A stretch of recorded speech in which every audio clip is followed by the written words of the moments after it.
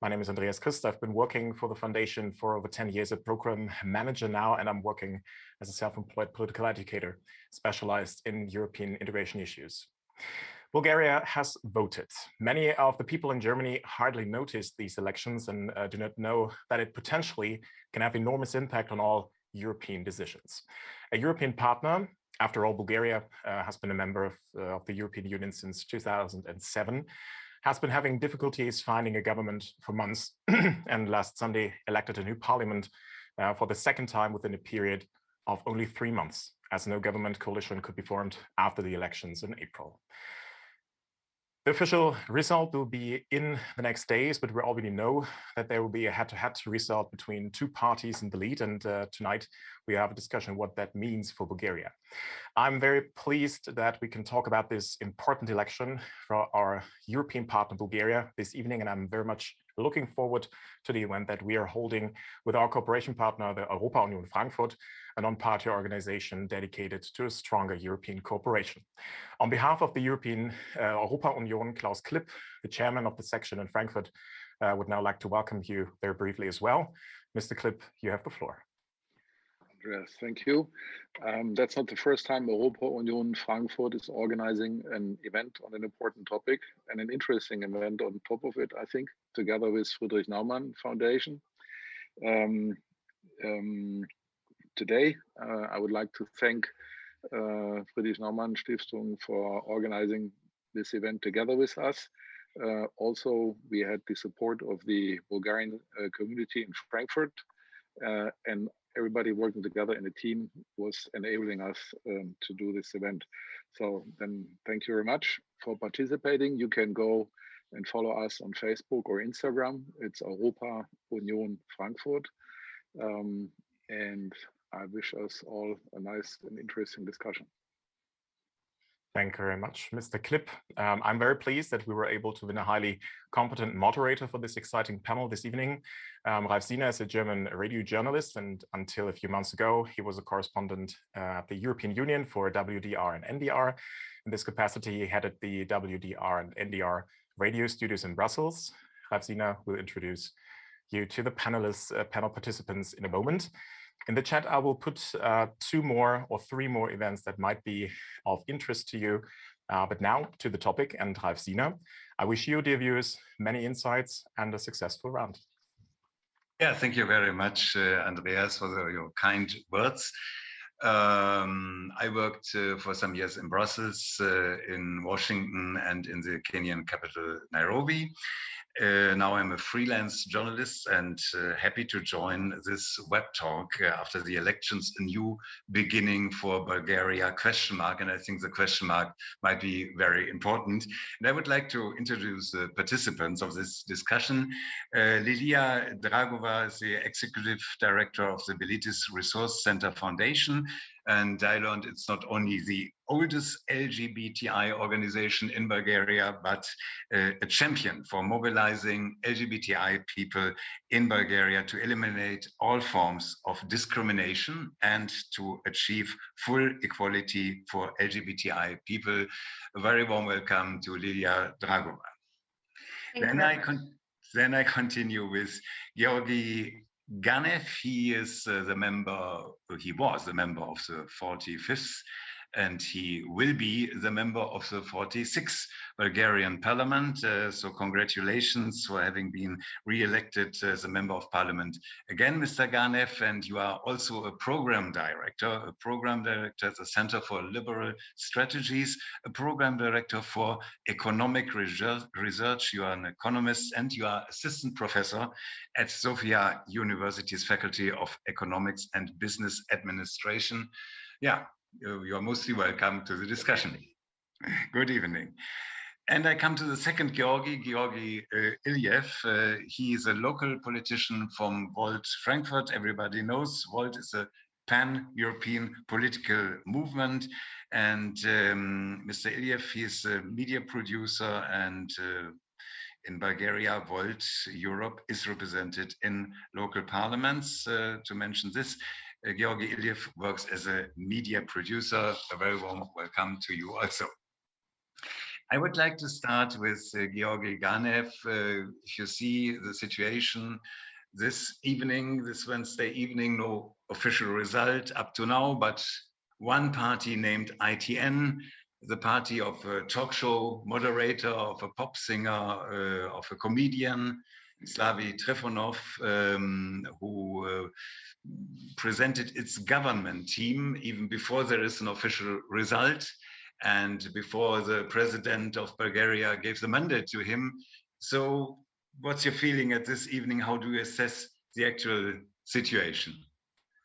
Well, good evening, everybody. And thank you very much for the invitation and for the interest in Bulgarian politics.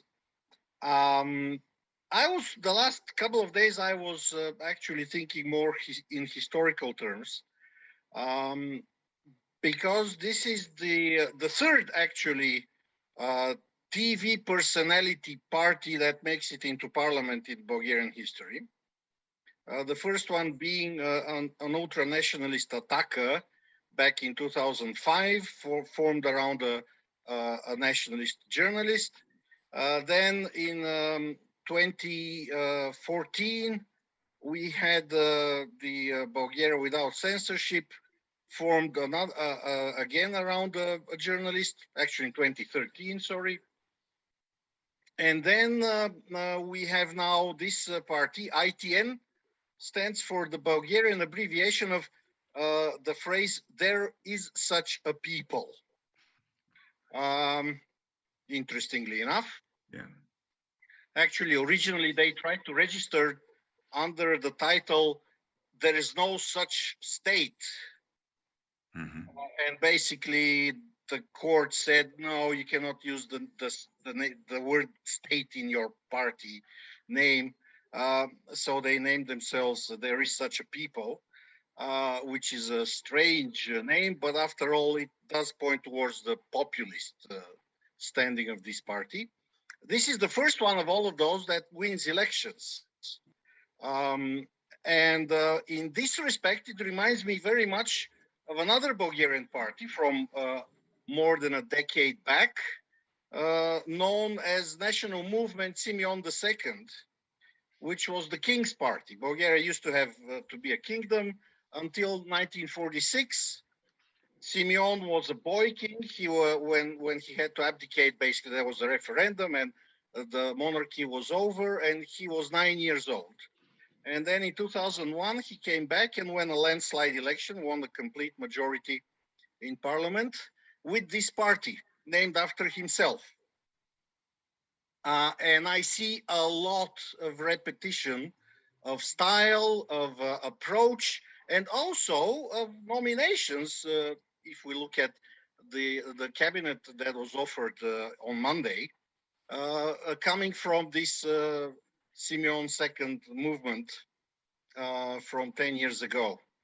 So in a sense, if we count Simeon II movement as another populist type of very resurgent party, it seems like a pattern that gets repeated. The difference is that ITN party has only 65 seats this time, as opposed to the King, who had 120 20 years ago. So that's a big difference, but seems to be behaving in exactly the same manner. Basically, everything gets decided in the head of the leader. So that gives us the question of about the future. The opinion used to be that ITN, together with my coalition, I'm not non-party person, so I'm so-called civic quota.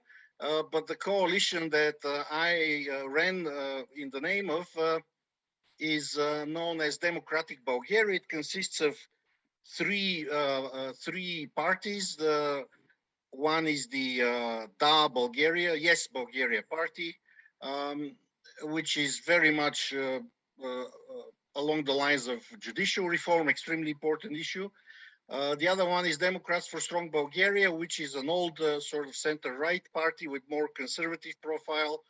And strangely enough, for the conservative, we have also the green movement, which is not very conservative. Actually, it was the only portion of the democratic Bulgaria which clearly supported the LGBT movement before the election. So I'm the civic quota. That's one of the so-called protest parties, because there used to be very strong protests against the previous prime minister and the previous majority last year, and also against the performance of the judiciary, and especially the prosecutor general. It is not very often that you get a protest in a democratic country, very large protests, centering on the, everybody wants the resignation of the prime minister, of course. But also wanting the resignation of the prosecutor general is not that often. That's true. So these are the protest parties. And the third protest party is the party where Volt is a part of the coalition. It has another strange name, Get Up, Mutri, which is a very, I'll leave to Georgi to translate that one. Mutri Van, Mutri out. So these bad people that were at the top should be out. That's the title of the coalition. And it also made the parliament both times, in April and now.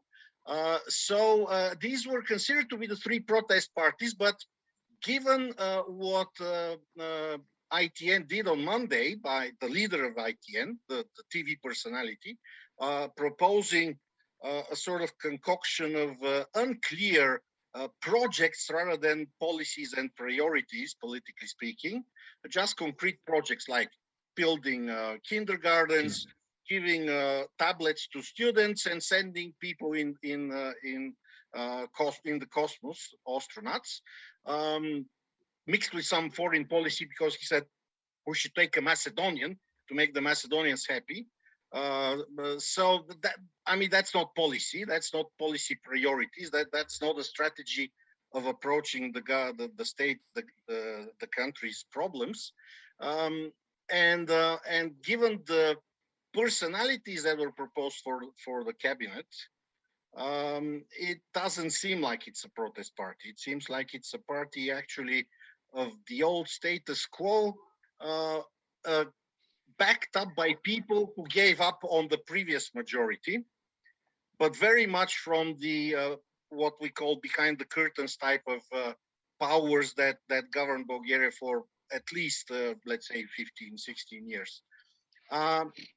And that's the problem with the future. The question is, if this government does not get accepted, which seems very likely, nobody seems to pronounce the support for this proposed government. We have two other attempts before disbanding the parliament. The second attempt will go to the party of the previous majority, GERB, which is the Bulgarian abbreviation of Citizens for European Future for Bulgaria. And this party will probably propose something, but it will not get accepted because it's toxic right now. Nobody wants to even touch it with a 10-foot pole.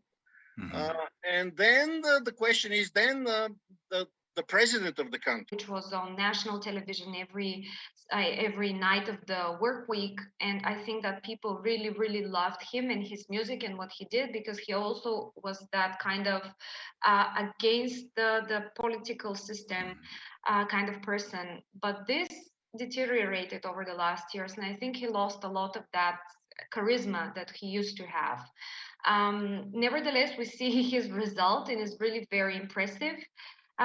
What he says is what people want to hear. I think he's really good at this. He's been doing this for over 20 years on TV. So people really resonate with his messages, but we really don't know what stands behind these messages. And only now, when we saw the positions that the people who he supported to be part of the government, we can now only start to see who are these people behind and what are the possible connections that we do not see. I think that people really need change, as we call it here, a deep change. And I think this is what the election results say. People really wanted to change the old system and really voted for the protest parties. And what is now happening is actually not a change, not a deep change, not a change at all. It's actually something else. And I really think that the way he acts now, it's pretty much mirroring the ways of Boyko Borrisov, our previous and long prime minister from the political party GERB. And I think that this is very dangerous because we don't want another Borisov. We want a changed system as a society. And this is what the results said. So I'm personally very it's intriguing because it's like a TV reality right now. Every second hour, there's someone else giving a press conference. There are like small sketches. People are creative around politics here because this is how we try to cope with all the drama and the things that we don't like. So we have a lot of charges and everything else on social media. But I'm personally quite, uh, yeah uneased of what's happening. And I think that this positive vibe that we all had with the results and the change that we saw with the elections, now it's coming down because we see that it will not be so easy to just have something that we're happy with. Concerning your aim to eliminate all forms of discrimination and to achieve full equality, if you see Slavy Trifonov, he plays a little bit the role of a liberal academic and fighting like you against discrimination. He talked a long time with Le Monde, the French newspaper, but then there was an interesting reaction from him about this article on Facebook. What did this Facebook post tell you about Trifonov? Yeah, well, basically what we read in Le Monde was that he was somewhat supportive of rights of LGBTI people, but then he used his Facebook profile where he actually communicates with the Bulgarian citizens.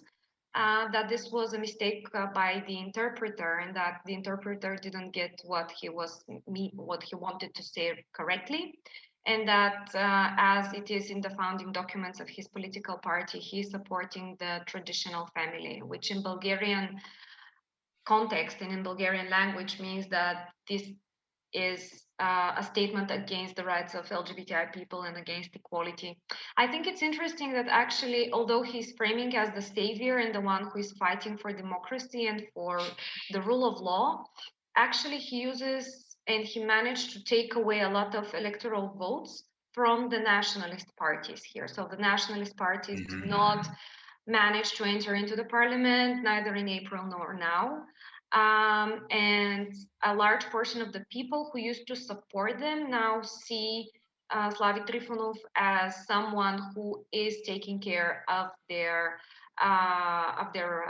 wishes and rights. So he does use quite a lot this populistic, nationalistic, not so nationalistic, but rather patriotic approach.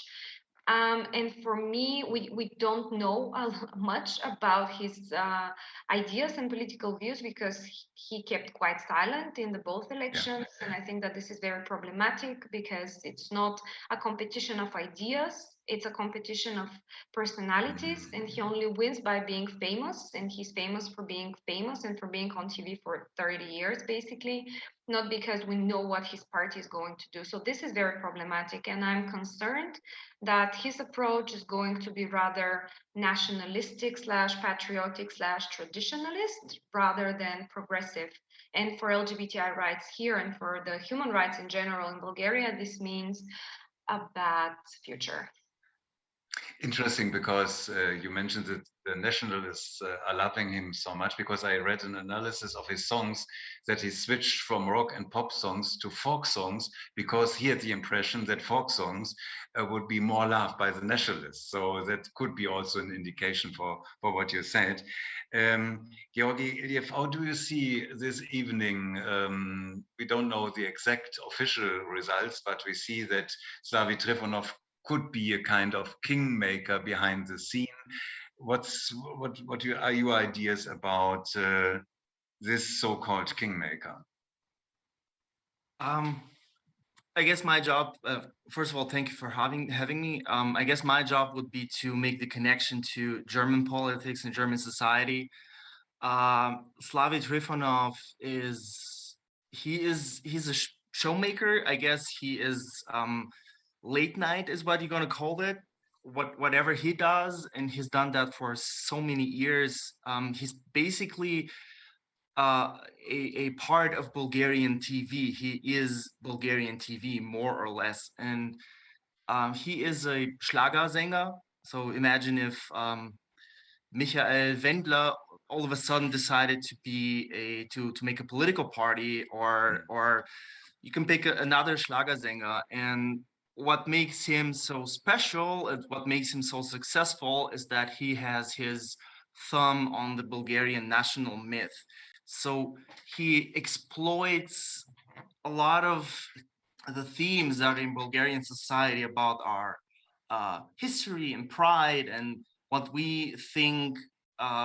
He's done a lot of satire, a lot of political satire. So he's been kind of the you called him the king, and I think he has been more of a the court jousts. He's making fun of the king, and he's been making fun of a lot of people, a lot of politicians, a lot of powerful people in Bulgaria. And I think this is something that has made him kind of the people's choice.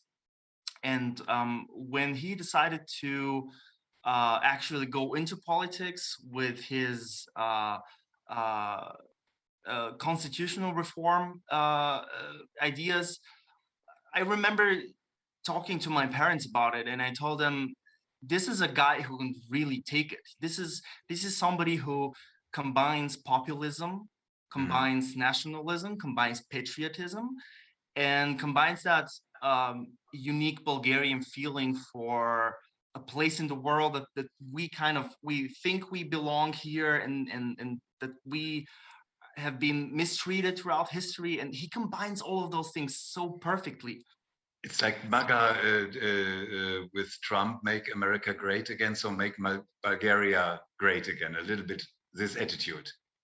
Precisely. If Donald Trump was Conan O'Brien, and also